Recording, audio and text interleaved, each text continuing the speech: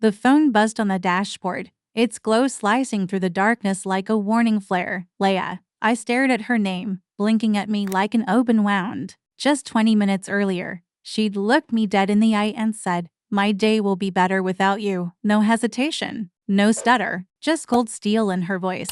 I'd walked out without slamming the door. I didn't have the strength for drama, but now, she was calling.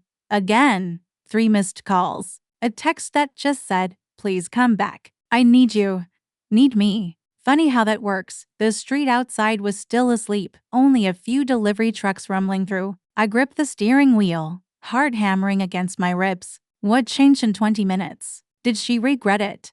Or had something gone wrong? I thumbed the screen but didn't answer. The silence stretched like wire between us. A flicker of hope fought against something darker suspicion. Leia had been distant for weeks. Her phone always tilted away, her eyes too tired, her smile too rehearsed. But this was a whiplash I didn't know how to process. When the 5th call came, I finally answered. Her voice trembled. "Evan, I'm sorry. Please just come home." I didn't mean it. I wanted to believe her. God, I did. But that word hung in the back of my mind like a warning siren. Space. "I'll be there in 10, I said. I hung up before she could say anything else. And still, a voice in me whispered, "You shouldn't go back." The hallway outside our apartment was dead silent, save for the hum of a vending machine and the soft buzz of fluorescent lights. My key slid into the lock too easily, like the door had been waiting for me. I paused before pushing it open, something in my chest tightening, not dread exactly, more like recognition. Inside, everything was spotless to spotless.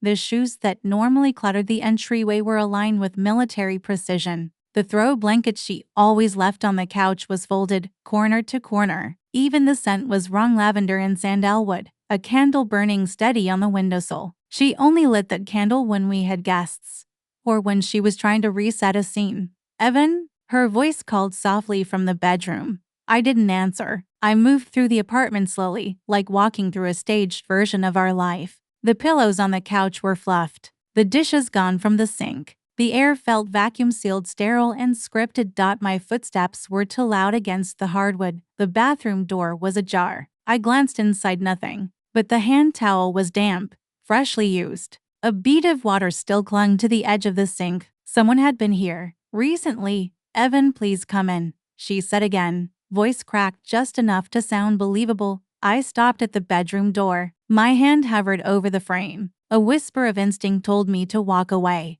Run, even. But instead, I stepped inside. She was sitting on the edge of the bed, her knees tucked to her chest, hair pulled into a loose bun like she hadn't slept. Her eyes were red, the same eyes I fell for, but now they looked like glass. "I didn't mean what I said earlier," she whispered. "The bed was made perfect. Not a wrinkle, not one pillow out of place." I nodded slowly. "Okay." But my eyes scanned the room, the floor, the corners, the air itself. Something was off. Something didn't want me here. I stepped farther into the room, and the floor creaked beneath me like it knew something I didn't. Leia looked up, her eyes searching mine for softness, for the version of me who used to fix things. But that version had been splintering for weeks. "I was upset," she murmured. "I didn't mean to push you away." I nodded again, slow. My gaze drifted around the room, refusing to settle on her. The framed photo of us on the dresser, the untouched glass of water on her nightstand,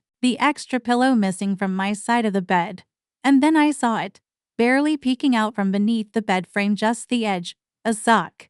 Not mine, thicker, dark gray, rolled at the ankle, the kind you'd throw off in a hurry. I crouched without thinking, reaching down with slow, deliberate fingers. I pulled it out. It felt warm. I stood up and held it out, dangling between us like a live wire. Her face drained of color. "Whose is this?" She didn't answer. "Leia." Still nothing. "Don't lie," I said, quieter now. "Not this time." She stared at the sock like it might disappear if she just blinked enough. But it didn't, and I didn't either. Finally, she closed her eyes. "It's not what you think." I laughed, bitter and small. "No." "Then tell me, please. Walk me through the version of this where that sock ends up under our bed and I'm still the idiot you come crying to." Her bottom lip quivered.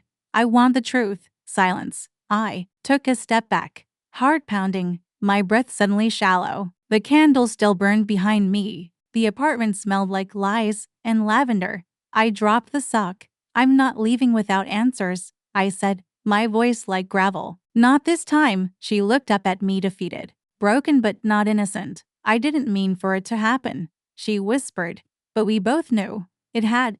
She stood slowly, her hands trembling at her sides like they didn't know what to do with themselves. I watched her face closely, waiting for the lie. But what came wasn't slick or rehearsed, it was jagged and raw. It was just once, she said. I swear, I didn't move. She rubbed her arms like she was cold. I felt alone. Evan, you'd been so distant lately. We barely talked. You leave early, come home late. You don't even look at me like you used to. You slept with someone because I didn't look at you right. No, she said quickly. No, I'm not blaming you. I'm just trying to explain. It didn't mean anything. I nodded slowly. What's his name? She hesitated. Too long. Leia. Mark, she said. Finally, it was Mark. Mark. Her coworker. The one she said was harmless. The one who texted her during dinner. The one whose name she once defended so casually it made me feel guilty for ever asking.